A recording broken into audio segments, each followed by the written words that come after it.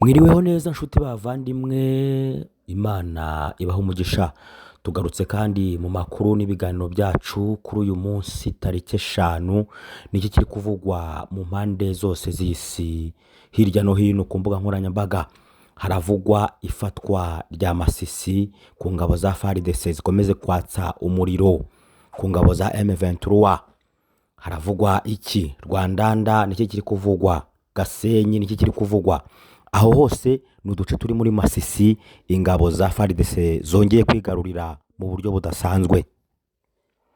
Tugarutse kandi kubagezaho amakuru yacu ndetse n'ibiganiro byacu kuri uyu munsi.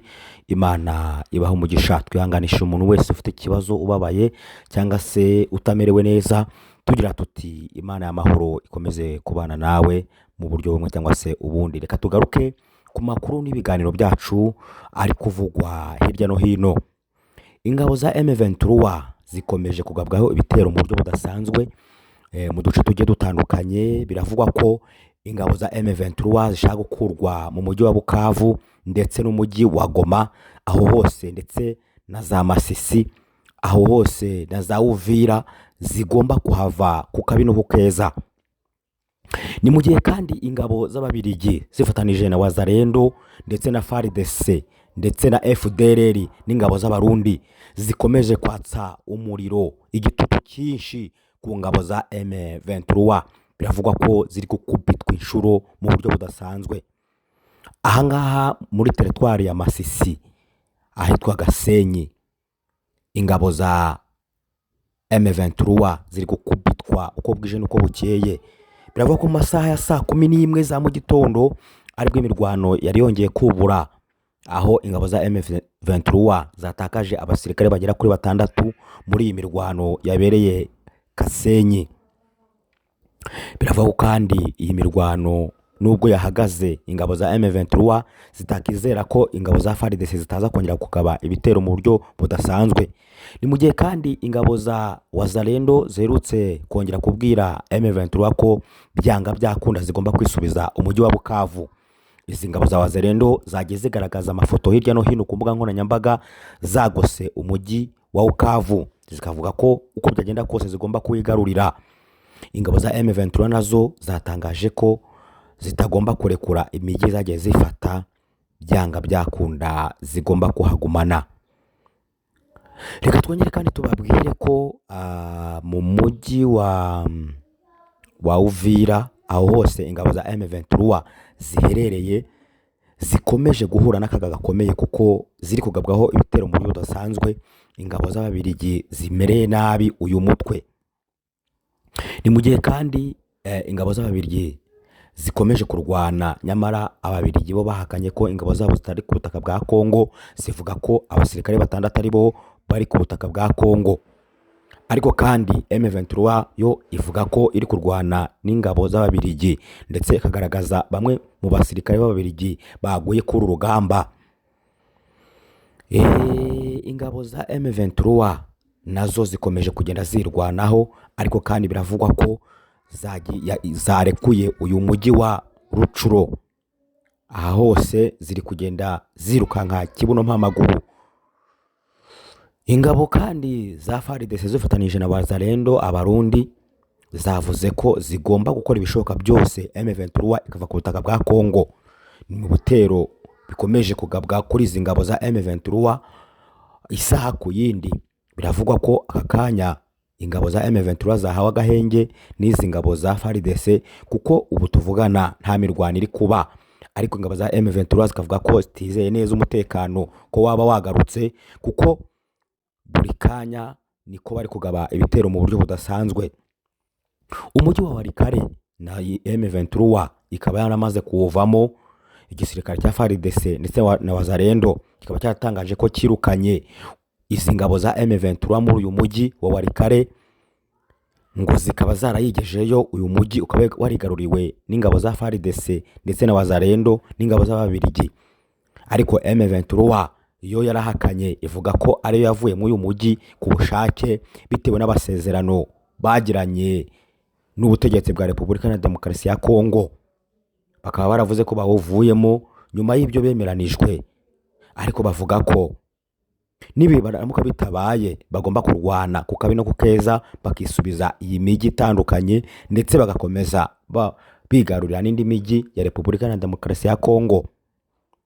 Ariko kandi biravugwa ko ingabo za FARDC n'ingabo z'Ababiligi zacanye umuriro mu buryo budasanzwe, mu buryo bukomeye. M23 nayo ikaba isumbirijwe ku butaka bwa Repubulika Iharanira Demokarasi ya Kongo, ikaba iri kugenda irekura tumwe mu duce yagiye yigarurira, bikavuga ko biri guterwa n'imirwano Wazalendo yakamejeje ndetse n'ingabo z'Abarundi. Ariko kandi M23 nayo ikavuga ko ikomeje kugenda irasa ingabo z'Ababiligi ibica uko bwije n'uko bukeye, ndetse igaragaza amwe mu mafoto. Ntago byoroshye, urugamba ruracyakomeje muri Repubulika Iharanira Demokarasi ya Kongo.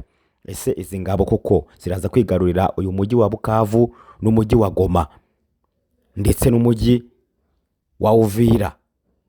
Ni mu gihe kandi izi ngabo za M23 zikomeje gufatanya n'izi ngabo za SADC mu gutunganya ikibuga cy'indege cya Goma, aho bivugwa ko kugeza kuri ubu ngubu baba bamaze gutegura ibisasu bigera ku 10 ingabo za FARDC zasize ziteze kuri iki kibuga cy'indege cya Goma. Biravuga kandi vuba na bwangu indege zaba zatangiye kongera kugwa kuri iki kibuga. Ariko ingabo za Repubulika Iharanira Demokarasi ya Kongo zatangaje ko zidashaka ko SADC yasubira mu bihugu byazo aho zagiye zituruka, ahubwo ko bakomeza bakaguma ku butaka bwa Repubulika Iharanira Demokarasi ya Kongo bagacunga umutekano. Ni mu gihe kandi baherutse gutangaza ko n'ingabo za Loni na MONUSCO zigomba gukomeza kuguma ku butaka bwa Repubulika Iharanira Demokarasi ya Kongo kugira ngo zikomeze zicungire aba baturage umutekano. Sibyo gusa kandi M23 yo yagiranye amasezerano n'ingabo za SADC ndetse inavuga ko izi ngabo zigomba gutwara zimwe mu ntwaro zabo bazanye ku butaka bwa Kongo bakabisubira nayo mu gihugu cyabo.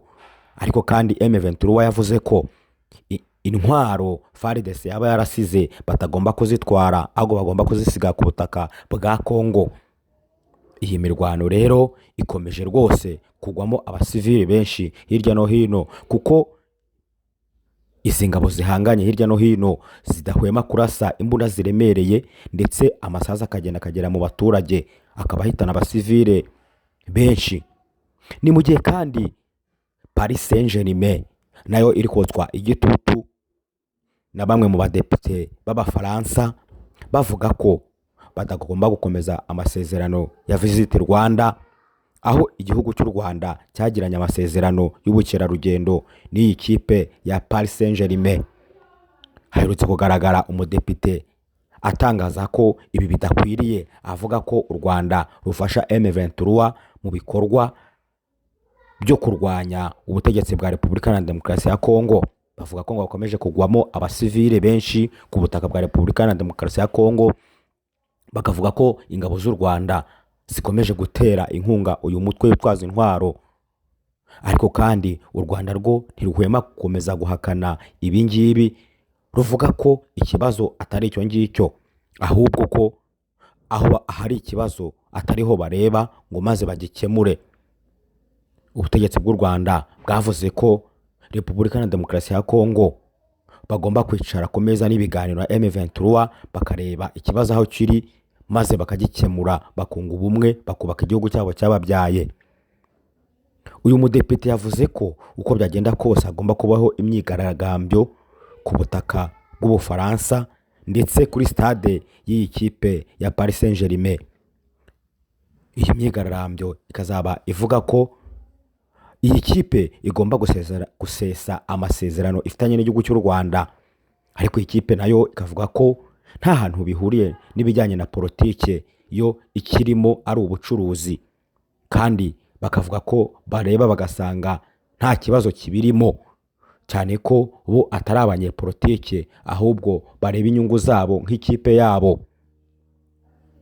Ibi kandi Abafaransa bakomeza kuvuga u Rwanda rubyamaganira kure, kuko u Rwanda ruvuga ko rubeshyerwa n'ibi bihugu bikomeza kurushinja ibyaha nyamara atari byo, ahari ikibazo ntibaharebe, ahubwo bakaruhimbira ibinyoma gusa no kugira ngo baruharabike.